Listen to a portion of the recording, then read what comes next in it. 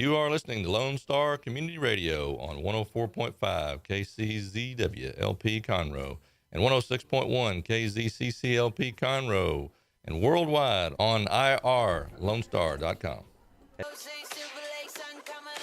This is Andrea Kolsky, and you're listening to Justice is Blonde on Lone Star Community Radio. And today we're joined with super lawyer, extra fabulous, criminal defense attorney, primarily federal, picker of prosecutors' asses, Nathan Mays. We're super happy to have you here today. Oh, it's great to be here, Andrea. Good to see you. And so today on Justice is Blonde, we're going to talk about some of the things that are going on coming up here recently. We have the Super Bowl coming up. So with the Super Bowl coming up, first of all, who do you like? Well, I think all the smart money is on the Patriots this week. Tom Brady's basically said that he's got this once-in-a-lifetime opportunity to play in front of his extended family in Minneapolis, and he can't wait to put on a show for them. And that's why you've seen the betting line drop from where it opened at 6.5 down to what did we say it was? I think it's at 4.5. Yeah, it may be 4 by now, and I think that there is a lot of Patriots fear because they always do seem to pull it off. Fourth quarter, obviously, the Falcons game last year was a nail biter and ended the way that much of the country expected with another Patriots victory. But how that relates to the law is, as a defense attorney and in federal court, what kind of things happen with Super Bowl betting and things like that coming up? Well, a lot of people like to place wagers on sporting events. People will bet on basketball games, football games. They got a bookie. They got a guy. Or they go online and they do it. And, in recent years in the U.S. and federal court, there have been a number of prosecutions against major online sports betting books that are located outside of the United States in Panama or in Costa Rica. And the bettors, the people who actually place the bets, just your average everyday guy or gal, they don't get prosecuted. But the bookies in the house gets prosecuted in federal court for operating an illegal gambling business. And a lot of times they'll be indicted for racketeering conspiracy, for online gaming, and then also for money laundering because all those bettors have to get paid or have to pay the house. So let's talk about that dynamic. So first of all, you say that these online betting houses, if you want to bet the Super Bowl and you're outside of Las Vegas or a place where you're legally allowed to bet, and let's say you want to place a bet in Texas. Can you bet anywhere legally on the Super Bowl? Can you pull up to a OTB place and place a bet? Well, no. Okay. You can bet one of your buddies. You can bet one of your friends. You can bet your bartender. A bet that's a private bet between two individuals, that there's not a juice or a vig to the bet, where it's just, hey, I'm going to take the Patriots plus, or I'm going to take you're going to take the Eagles plus the points, or you're going to take the over-under and you make a bet just with a buddy. That's fine. Nobody's going to prosecute you for that. You're not going to get in trouble for it. What's a problem is when a bookie sets up and they have, say, 100 different guys that are betting with them. And then that bookie, of course, isn't going to cover all that action on their own, so they're going to lay some of that action off with a bigger book, like a bigger sports book out of the country. Usually they're located in Central America right now. The ones that have bookies on the ground here in the U.S. are located in Central America. So if you're betting with a bookie, like if you is just a normal you got a guy and you know somebody that has a guy. And you got a guy, say you bet with him all season long. Right. And you just need to know that at some point that bookie might get investigated and might get prosecuted because they might be part of a much larger enterprise or syndicate of online sports betting that might get investigated for illegal gambling or money laundering. So if you are someone that is looking to make a wager for the Super Bowl and you go to, let's say, the spread or what would be a warehouse where people would make bets online where you could find a... Oh, well, I mean, like Bodog. Okay. .com. It was a big book online. Five Dimes is a big book online. So is that something that, in your opinion, has a location outside the United States that would be their main headquarters? Yeah, those places are headquartered outside of the United States. And and several of them, and I don't know who the main ones are right now that are active within the U.S.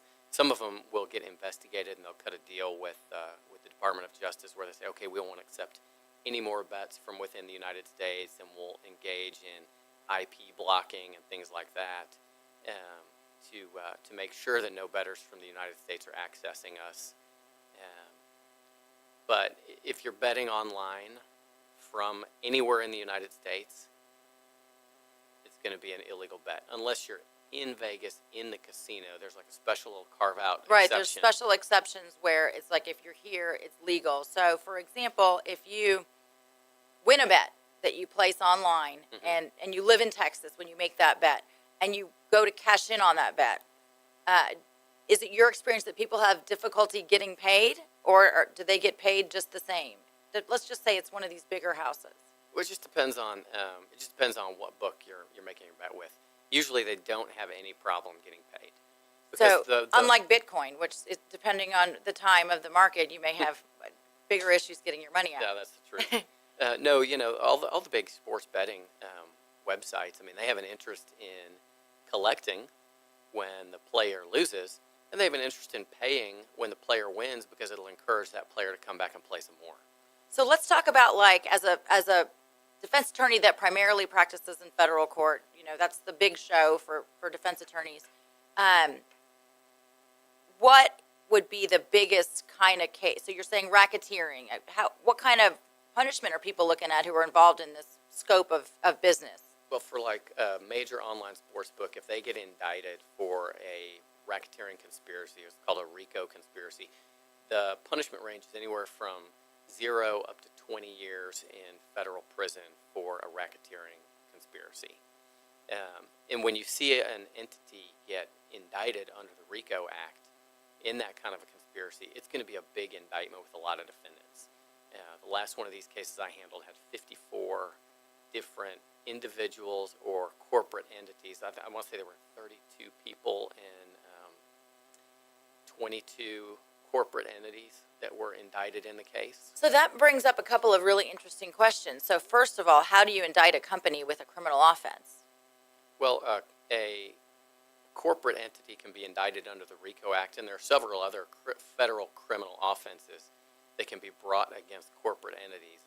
Like think about air pollution, things like that, where ExxonMobil or whatever petrochemical company releases things into the atmosphere that violate certain federal laws. The corporation itself can be charged for that type of release. They charge a corporate entity in the betting world, in the sports betting world, for facilitating the betting. So, like, for instance, in the case that I was involved in, they indicted the real estate company that held the real estate in Panama. They indicted the website services company. The call center had its own corporate entity that operated the call center. They had multiple different corporations that were involved in processing the payments from bettors through online banking transactions. All of those corporate entities were charged, and the reason that the federal government does that is because it's easier for them to extract a large monetary penalty from a corporation if that corporation is solvent and has assets that are within the reach of the U.S. government than it is to try and squeeze it out of, some low-level bookie who's on the ground, somewhere in Missouri or Florida or Georgia. So with the companies, they want to seize all their assets and property, and certainly the officers that are involved are going to be charged individually in addition to the company. Exactly. What about the bettors, though? Were any of the folks that were charged in that 54 defendant situation, were any of those people that made the bets? No. Okay. Not one single sports bettor was charged in that case, and I don't know of any federal case where a sports bettor has been charged strictly in their capacity as a player who's placing bets. Now, a lot of times they'll be called to testify as witnesses. We had a couple guys that testified during the multiple trials that we were involved in who were big Gamblers. And who would bet. Like they needed to call 1-800-GAMBLER. Yeah, I mean, these are guys who were, easily putting in a couple $100,000 in action in any given weekend. And in fact, one of them who owns a whole chain of Tex-Mex restaurants here locally, he was creating multiple betting identities because the house was like, hey, we can't let you bet more than, $50 grand a weekend. And so he's like, okay, well, I'll just make a new Right. ID I'll call myself something else. exactly. It'll be Billy Fajita. Yeah, and so that or Johnny Taco. that guy got called as a witness and testified, but he did not get prosecuted. They didn't go after any of his winnings. They didn't, or the money, that he lost. They just literally just brought him in and had him say, yeah, I used to place a lot of bets with these guys. Now, besides the possible jail, taking all your money ramifications if you run one of these, as far as gambling illegally, is there another way that you see that kind of poker room mentality? That's not necessarily, that's when you have a group of folks betting. Is that the same kind of idea, or is that more privately run, or is... Well, so right now, and I don't know if you guys have one here in Conroe or if there's one anywhere in Montgomery County, but on the going away from federal criminal charges, right now in Houston, I want to say there's probably 5 or 6 different poker rooms that have opened up, and these poker rooms are set up where they view it as a private club, even though it'll be in a rented retail space where they'll go lease retail space in a strip mall. Or in a standalone building, they'll say, well, we're a private club. People have to pay a membership to come inside. Once they're inside, they have to pay a rental fee to rent a seat at one of the tables to play poker, right? And so they've created what they think is a loophole to get around the gambling laws that are enforced by the state of Texas, where you can have a poker room that's operating within the law because they aren't taking what's referred to in the business as a rake. I don't know if you play poker at all, Andrea, but if you go play poker in Lake Charles, you go play poker in Vegas, the way the house makes their money on the game is they take a rake out of the pot, right? Every pot, the house gets a cut. In these rooms that are set up down in Houston, there's a couple in Austin. There's one. I was walking down 4th Street when I was in Austin for a CLE, and there was a glass window, and people were visibly playing poker, and I was just shocked because I was my first intuition was that, well, they're not playing for real money. They were playing for real money. But there was chips and stacks, and the stacks had colors, and I was very interested to find out what was going on there. They're playing for money, and what they've done is, Texas law prohibits a business from profiting off of gambling, right? So in other words, you can't take a rake from the pot.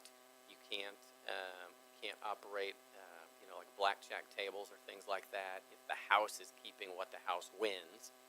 But because poker is a game between the players who are playing in the game, and the house doesn't have a player in the game, they just have a dealer at these poker rooms, and because they aren't taking a cut from right, they're just taking what they call the service rental fee of the seats. Yeah, that's seat kind of rate. their way to get around that issue, or Yeah. be the equivalent to what the rake would be in another legal casino, for example. Exactly. But we do need to take a break, Nathan. Dick Schisler, our producer, is giving us we need to take a break to hear from our sponsors, look, right. nod, wave. And so we're going to take a break to hear from our sponsors. You're listening to Justice is Blonde on Lone Star Community Radio.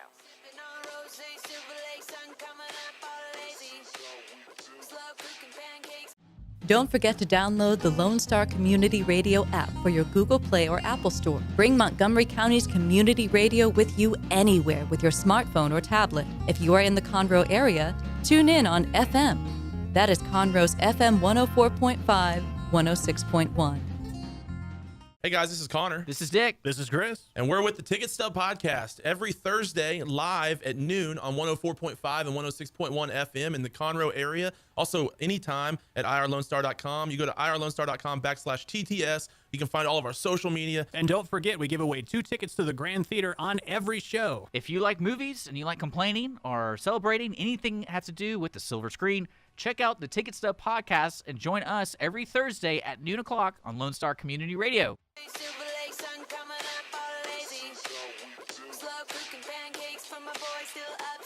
This is Andrea Kolsky, and you're listening to Justice is Blonde on Lone Star Community Radio. And if you're just joining us, we're joined by a very special guest, super qualified, amazing, talented Nathan Mays, primarily practicing in the federal forum. We're really happy to have you, Nathan. Thanks, Andrea. It's great to be here. Thank you for trekking all the way down from Houston to join us on this sunny day for Oh, Justice is beautiful out Blonde. here. And we aren't even going to hold it against you that you're not a blonde. Well, I appreciate that. Through So- no fault of my own. No faults of your own. So before the break, we were talking a little bit about Super Bowl betting and, not really legal, but in your experience, if they're going to do it online, two things they may want to do is bet the Patriots because they can't seem to lose. And second, you're probably not going to get prosecuted. So, but maybe bet a friend or your neighbor or. Right, yeah. This is not legal advice that it's Right. okay to bet online. It is illegal to bet online. However, you may not be charged, but you will probably be charge the value of your bet if you bet against the Patriots. Yeah, I mean, we can't.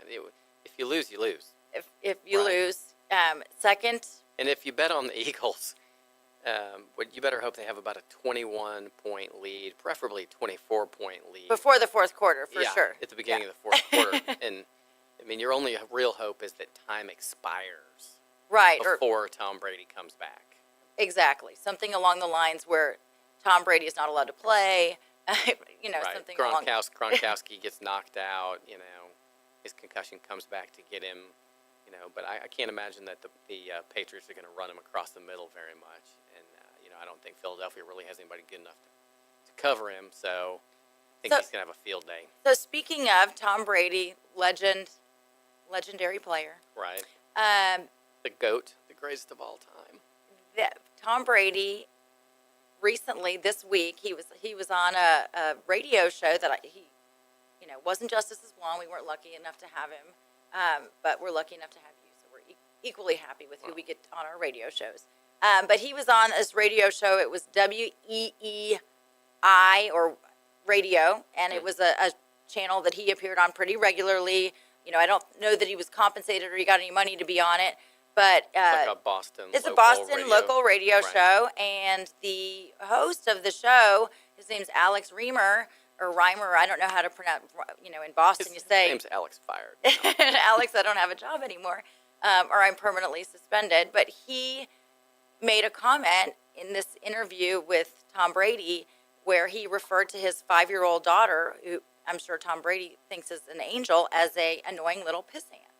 And so Tom Brady got up and walked out of the show. And, my understanding is that this host has been suspended. So, what do you think about this? I mean, certainly there's a big, well, people should say what they want, and we have the First Amendment.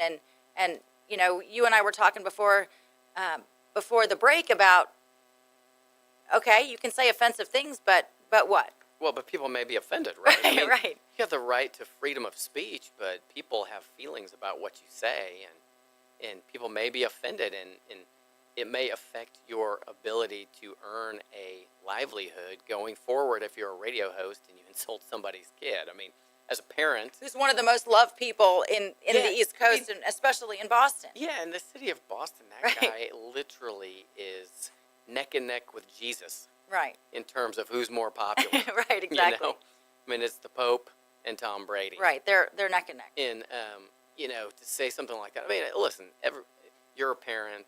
I'm a parent. Everybody, We all have girls. Yeah. You, me, and Tom Brady. yeah, and everybody who has a 5-year-old knows that sometimes 5-years can be obnoxious. Right. And that's just a fact. But just to take a shot at somebody else's child. I mean, it's one thing for you to say it about your Right, you- kid or me to say it about my kid. Right. But to say it about someone else's child, especially in a public format like that, where millions of people are probably tuned in to hear Tom Brady talk. Right. Getting fired up about the Super Bowl. It's around the corner. Yeah, You got to I mean- hear all about his strategy. What's he going to eat for breakfast? Right. How do you be Tom Brady? What's it like? Right. I mean, you may have the right to say it, but that doesn't mean other people have to put up with it and can't be offended by it. I mean, I don't think anybody's going to say, "Oh, Tom Brady, he's being a snowflake," because Right. his feelings are so easily hurt by somebody cursing about his 5-year-old daughter. Right. I mean, if somebody cussed about my 5-year-old daughter when she was 5, I would be pretty upset about Or at that. any age, you know, Yeah, at any age, right. if you, there's certain words that are, you know, there's boundaries you don't cross with people, and I think Right. most of it involves, you know, I definitely think a boundary with just about every person is their children. And Tom Brady said, you know what, it's not my daughter. I don't think anybody wants their child disparaged like that. Yeah, exactly. But I want to touch on something that you mentioned, and I hadn't heard this term before. But what is a snowflake? What does that mean? Well, you know, that's a term that's kind of come up in popular culture over the last year and a half, 2 years, really since Donald Trump ran for president. I think people use it as this derogatory way of saying somebody's overly sensitive about things that are said, or somebody's too easily offended, or is too in touch with their feelings, and you know they feel like they're being hurt by someone's words. And So it may be somebody that's super politically correct or super, you know, literal about, you know, it's almost to the point where you can't joke with somebody about certain topics, or somebody that would be hypersensitive about, you know, certain aspects of either their life or careers, or, you know, day-to-day operations, and well, or they might get, you know, I think it's a lot of people on the right wing side of things have a tendency to use that term, and they suggest that anybody who's a Democrat or liberal is a snowflake because they're offended by certain words that the president, you know, has used or been accused of using about other countries that immigrants come from, and things like that. But you know, I was kind of joking when I said I don't think anybody's going to call Tom Brady a snowflake, Right. Because he's offended that right, because his he's offended daughter's, about that. you know, being insulted. And but, you know, I do think people have a right to be offended, just like people have a right to speak freely what they believe and what's on their mind. That we do have freedom of speech, and people are supposed to be able to say what they want and what they believe. But people should always bear in mind that others may be offended by the words that you choose to use. So, you know, for example, in our criminal business, you can actually scream profanity and it is not a crime. You know, there's certain maybe exceptions where speech could be a crime if you threaten somebody, obviously, or if you incite a riot is kind of the Right, yeah, the the old way law to get school there. answer. But, you know, you can be in a bowling alley and you can scream the F word, you Yeah. know, and you're perfectly within your right to do so. Don't you think? Yeah, I mean, it depends a little bit on the environment that you're in, whether or not, you know, I don't think in elementary school you could scream a bunch of curse words and Right. without being ticketed for it. But yeah, I mean, listen, anytime you go to a sporting event, you know, if you go to the Texans game or Rockets game or the Astros during the playoffs, I mean, you're going to hear people cursing in the stands. Well, and You're gonna be- certainly if you get a bad call for the home team, you're going Right. to hear a bunch of people screaming curse words at the ref, and nobody's going to get cited for offensive language or abusive Disorderly language. conduct. Yeah, something along those lines. because it's expected in that environment. So interestingly enough that you say that, one time I represented a young lady who was going through the metal detectors at the criminal courthouse. This is back before the criminal courthouse flooded the second time. And she was using a bunch of profanity at the security individuals. I think at the time the security company that ran it was Wackenhut. So she was using a bunch of profanity and The blue coats. and you know, getting very escalated and heated on her way back to her criminal appearance, where obviously she had a legal reason to be there as well. Right. And She wasn't just there to watch. she wasn't there as a spectator, and she took great umbrage at the fact that they wanted to look into her purse or what have you. She didn't feel like they had any right, and she got very agitated and emotional, and you started using a lot of profanity. So she found herself being charged with this disorderly conduct based on her language, based on the things that she said in a loud way in this public environment, and ultimately that case was dismissed, because I think they, you know, in the atmosphere of the Criminal Justice Center, if you get fired up and start screaming profanity, that's not going to incite a riot or Well, and- really be that disorderly. Yeah, and it's hard to imagine anyone in that courthouse genuinely being so offended by curse words that it warrants a criminal case being brought against somebody. Well- Given the amount of cursing that goes on, both by prosecutors and defendants and defense attorneys and police officers, that's just part and parcel of That's being a part and criminal parcel court, of the environment that you're going to. for sure. Now, we've talked a little bit about the betting aspects coming up for the big game this Sunday. Right. Okay. Obviously, if you're going to have a party at your house, if there's any people that are there underage, what kind of liabilities do you have? Like, let's say you've got some teenagers there and you don't want them to drive, and then they drink alcohol. First of all, are you allowed to serve alcohol to your own kids under 21? If it's your own child, you as the parent can allow your child to consume alcohol if it's at home. So basically, just so folks know, just because the drinking age is 21, you can actually permit or Yeah, have 20 a beer with your son or daughter. Yeah, 21 is the age for purchasing alcohol or selling alcohol. You can't sell alcohol to someone who's under 21. They can't buy alcohol if they're under 21, and they can't be in possession of it. You have like minor in possession Right. that can be charged against a kid if they're caught out with beer or whatever. Caught out in public. Tequila, Yeah, whatever. whatever. Probably Champagne- Fireball. Champagne. Shooters, Fireball. But I've wine at my house, but they can't come in and say that my kids are in possession of that wine and charge my kids with minor in possession because dad has a wine cellar full of wine. Well, they would know that your kids could not afford the kind of wine that you have at your house. Right. If you want to be realistic. That's probably true. That your kid's entire first year of college tuition is in your wine cellar. Maybe. But as far as other friends, like friends of your kids, so let's say you've got, Yeah. your buddy Daniel, who's friends with your son, who's 18, and he's at your house too. Do you, as a non-guardian, can you give him beer as well? I wouldn't feel comfortable doing that. Now, and if a client asked me, I would say Legally, you can't don't do it. Can't There's nothing in the law which gives you the your friend plus a buddy exception. Right. Yeah, it's not a +1. So we do need to take a break to hear from our sponsors. And when we come back, though, we're going to kind of switch gears and talk a little bit about this recent tragic shooting that happened. Obviously, anytime somebody gets shot and dies unexpectedly, it's a tragedy. But even more tragic when it's a victim of a crime. And so when we get back, Right. we'll talk about this recent tragic shooting in the Conroe and Houston area. It included both counties and law enforcement from both agencies. You're listening to Justice is Blonde. For those of you who like your partners, your gumbo, and your music salty, well, we're here to help with the music. Julian Shea here, host of Lone Star Country Nights Thursday, your weekly dose of roots and Americana and all the music that makes this part of the country special. We stir in Western swing, honky-tonk, Zydeco, Texas blues, outlaw country, and put a pinch of red dirt, and then we smoke it over a slow fire. Then listen to the results Thursday nights on Conroe's 104.5 and 106.1 and worldwide at irlonestar.com. Our talk shows and music shows are looking for sponsors. Want to expand your brand awareness?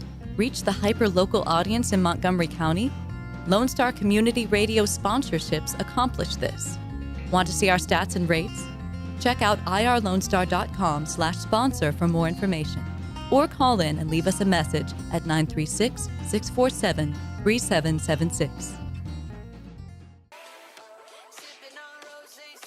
This is Andrea Kolsky, and you're listening to Justice is Blonde on Lone Star Community Radio.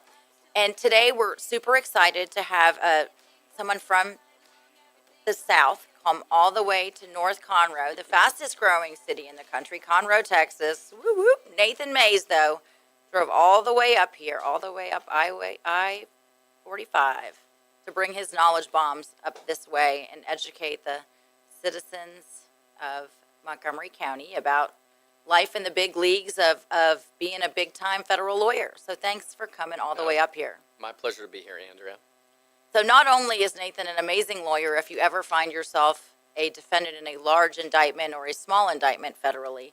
But Nathan is also a longtime friend of mine and someone I respect greatly. So Oh, thank very you. much I appreciate it. you. So before the break, we were talking about the Super Bowl and some issues, regarding the First Amendment and where to bet or not bet. But we're changing gears a little bit here now to talk about something that happened both here locally and in your neck of the woods. Yeah. South Conroe, Houston. Mm-hmm. There was a young man, Ulysses Valladares, okay, basically seemingly at home, minding his own business with his 12-year-old son, maybe playing Xbox because an hanging Xbox out. was taken, hanging out, and knock at the door, and things went terribly wrong, right? Yeah, I'm sure incredibly unexpected for Mr. Valladares in, to be kidnapped. In front of his 12-year-old. In front of his 12-year-old. The 12-year-old, I want to say, was duct taped and left there and told not to call the police, otherwise his father would be killed. And then to eventually be the victim of a police shooting by mistake from the FBI. I mean, what a nightmare for this guy's whole family. So, I can't imagine a worse feeling as a law enforcement officer that you could have injured the very person that you were there to protect. It's just, there's not a worse thing that could possibly happen as a law enforcement officer or anybody, in my opinion, that just, you're trying to do the right thing and then, the absolute very wrong thing happens. Yeah. The person that you've got 20 law enforcement guys. They're all out there from all different branches and parts of law enforcement, from Sheriff's Department, Houston Police Department, FBI, and they're all working together. And the person they're there to save is the one person who ends up getting hurt and killed. So it's unbelievably tragic to the Valladares family. But, just as far as how this plays out, so he's kidnapped in Conroe. They transport him to Houston, and he's at the Best Western in Houston. So just from a prosecution or defense standpoint, essentially you're in a situation where this case can be prosecuted in Montgomery County or in Houston. Or in federal court. Or in federal court. It's a kidnapping. Because it's a kidnapping. So, so basically, it's our understanding that there's 3 folks involved. So there's a Jimmy Tony Sanchez, and this gentleman has some face tattoos, and we can talk about, we'll talk about what that can mean. There's another gentleman named Nicholas Chase Cunningham, and then there's a female named Sophia Heath. Okay, so these 3 individuals we know as of today's date are all charged. They're currently incarcerated, but held with no bond. Held with no bond. I understand that Miss Heath has $1 million bond. Okay, so we can talk about kind of what some of those things mean, but each of these folks are obviously, they play some role, otherwise they wouldn't be charged. Right. So, and who knows? From what I read in the newspapers and online, there may be some kind of distant connection between the victim and the somebody's wife or something. Yes, somebody's like cousin's wife or something like that. And so, from years of experience in handling criminal cases, something that's this confusing and messy at the beginning, there's a story behind it that's going to come out, right? Right. There's going to be more that is illuminated. There's going to be more connections, and there's going to be more little odd pieces of how did they select this guy as their victim, and why did they think he'd be able to pay a ransom? Yeah, and that's what's interesting. So, in this case, there was a ransom call. Mm-hmm. So they had called, I guess, his uncle, the 12-year-old's uncle, who is now, my understanding, has custody of this young 12-year-old. And even more tragically, as a complete side note, I guess his mother died tragically also in the last couple of years because she died of cancer. So now you have this 12-year-old, it's like he's just gone through all these terrible things in a short period of time. Horrible. But you get this ransom call, and they call the uncle, say, we want $20,000 is my understanding of what the ransom call was. And then my understanding also is that they appeared or alluded to being affiliated with the Gulf Cartel. And so I had asked you about, you know, you do a lot of big time federal cases, so you know about a lot of the big Mexican cartels and, Yeah, when and I gangs. read this, when I read that in the original news report that I saw, you know, it kind of made me laugh a little bit, just because, you know, if it was 2000, if it was the late 90s, 2000, 2005, and you said Gulf Cartel, that was a real thing.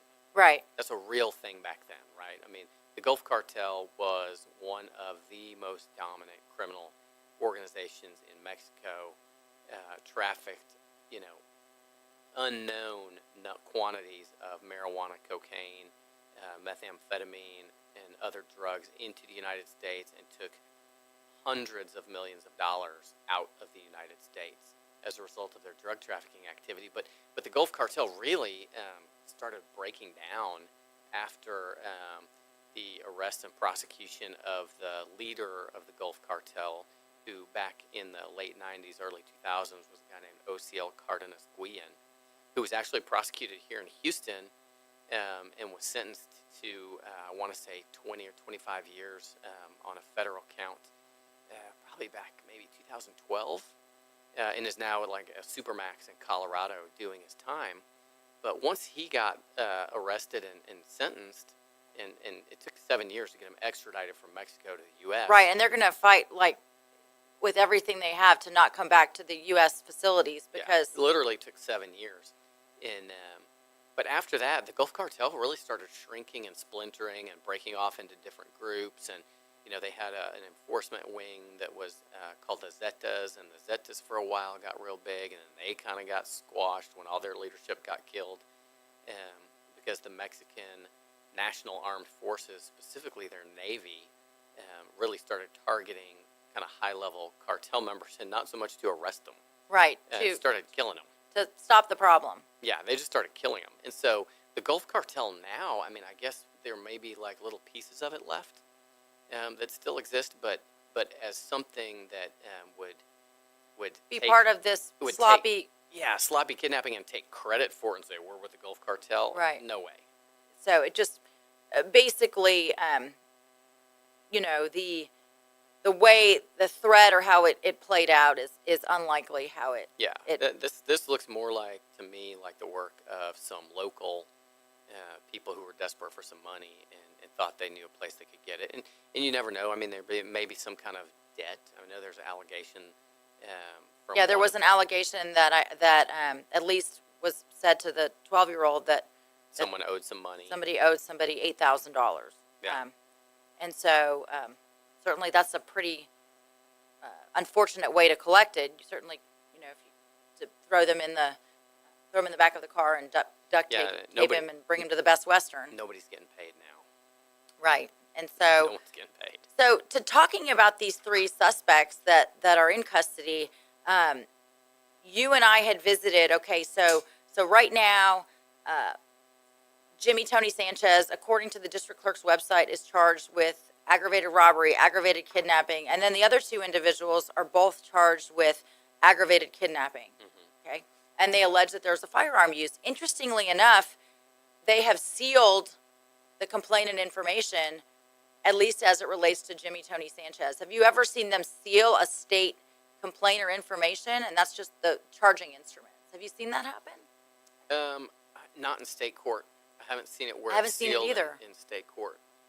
It's very unusual, and it makes you wonder if there's some information in there about other individuals who may not have been arrested yet, or who they may still be investigating, and they don't want to. The law enforcement doesn't want to tip those people off that investigation is going on.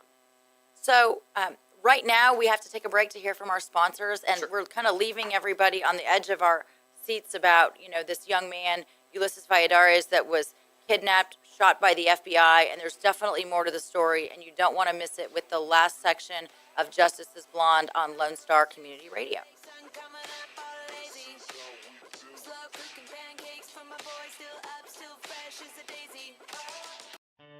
A Lone Star Community Radio is ready for the summer. If you or anyone you know is looking for summer internship opportunities, a Lone Star Community Radio is a great place to grab the mic and be on the air.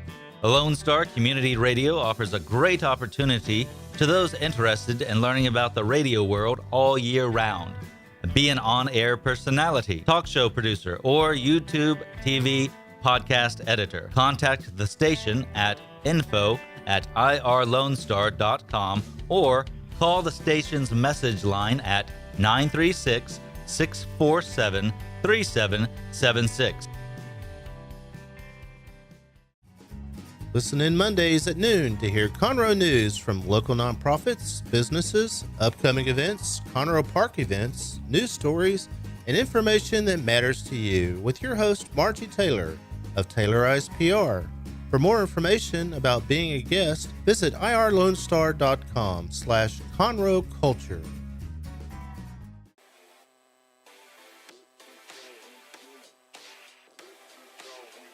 This is Andrea Kolsky, and you're listening to Justice is Blonde on Lone Star Community Radio. And if you're just joining us, well, you've missed a great show so far. And we're joined by very special guest, Nathan Mays. He primarily practices federal criminal defense, and he does an amazing job. So if you need him, you're in an unfortunate situation. But definitely, he's someone you should call. Very talented, and does a great job. So we were talking before the break about this really unfortunate, terrible, tragic shooting involving Ulysses Valladares, a young man who was kidnapped in his own home in front of his 12-year-old and accidentally shot by the FBI. So, the three folks that were involved, one of the folks who seems to be in the most trouble because he has the most criminal charges at this point, his name is Jimmy Tony Sanchez. So, you and I were talking about, is he Gulf Cartel? Because there was some allegation that there is, some kind of cartel connection. And before the break, you were saying probably unlikely because the Gulf Cartel is not really a big thing anymore. But I did mention to you that he has this star tattoo on his face with a giant H in the middle. Right, yeah. And, does that mean he's a Super Astros fan? Or is there something else it could be? 'Cause Right. people are really fired up about the Astros. I mean, maybe it was a celebratory act, after the World Series win. But he looking at it and the other tattoos that he has on his face, I think probably, law enforcement tend to look at tattoos as a way of being able to identify gang members, and a lot of times certain tattoos are associated with certain criminal gangs or criminal enterprises, particularly prison gangs and street gangs. And the H like that, like any kind of H with a star or an Astro star or an Astro star with an H in it are a lot of times associated by law enforcement with a gang called Houston.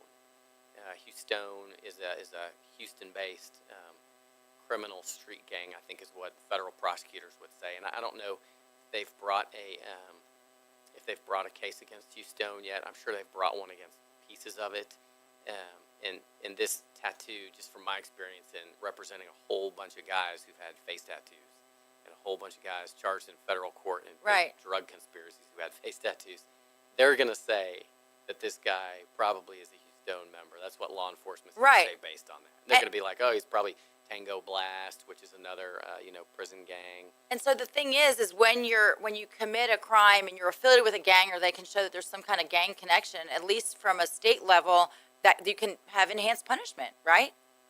Yes, absolutely. And then likewise, in your situation as a federal prosecutor, you're not a federal prosecutor, as a federal defense attorney, you show gang affiliation. Can you have sentencing departures where you get more time?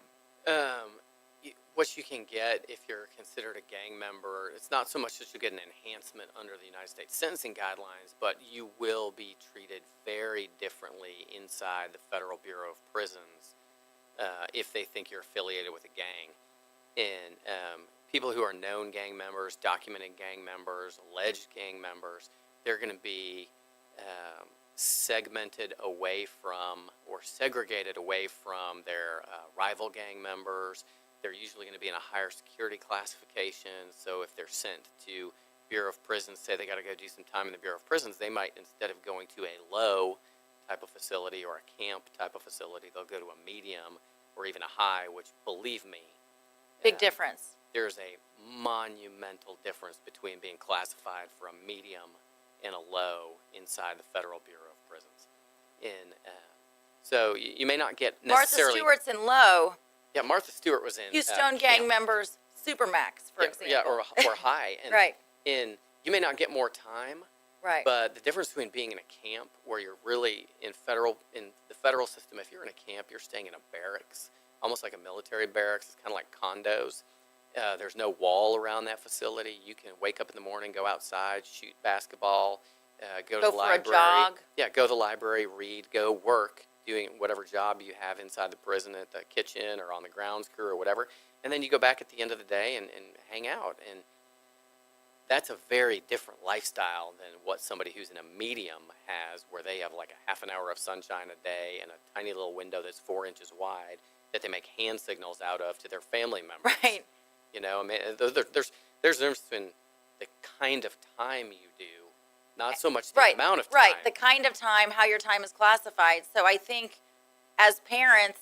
Face tattoos, always a bad idea. Say no to the face tattoo. As Face defense attorneys, stay away from the face tattoo. Easier to identify you with the face tattoo. I mean, it was the guy with the big star on his face. Oh, wow. Right. That narrows it down. And we've certainly seen some creative ones over the years. I have a client that he had a Hello Kitty tattoo on his face. He had a Louis Vuitton symbol tattooed on his face. He also had a big star. I mean, we've certainly seen the profanity faces. Yes, you or know, the eyelids when they close their eyes and right. it says something clever.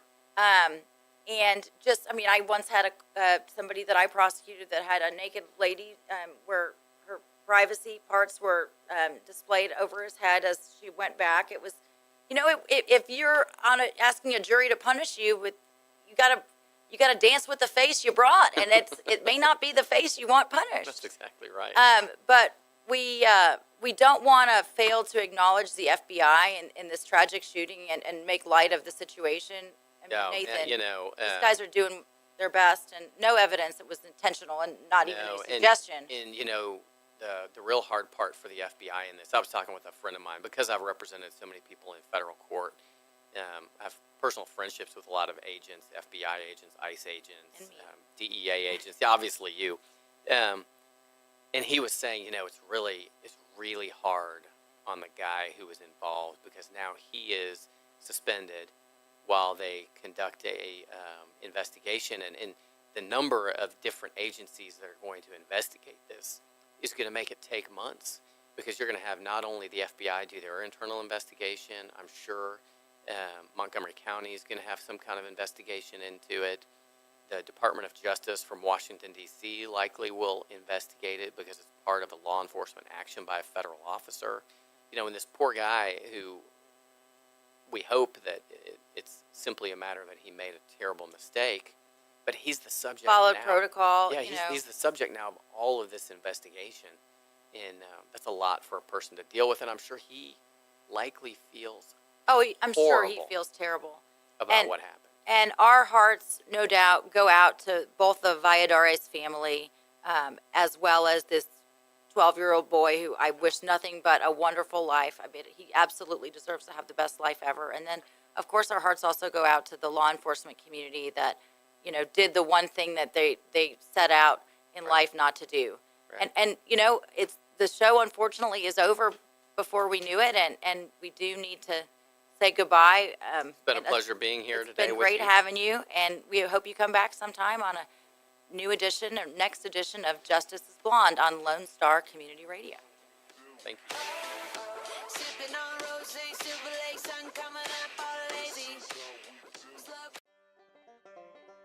Thank you for checking out this production of Lone Star Community Radio. Lone Star Community Radio is Montgomery County's community radio station. Don't forget to check out this show and many others across the Lone Star Community Radio Network, either live on Conroe's FM 104.5, 106.1, the Lone Star Internet Radio app, or irlonestar.com's live audio stream, and on replay on podcast, Channel 12's Our City TV in Conroe, or Channel 21 KVQT in Houston, and of course their YouTube channel. This production is copyrighted and all rights are reserved by Lone Star Community Radio. Have a question regarding this program or other Lone Star Community Radio shows? Want to sponsor or start your own show? Call the station message line at 936-647-9900 3776 or email the station at lscrstudios@gmail.com.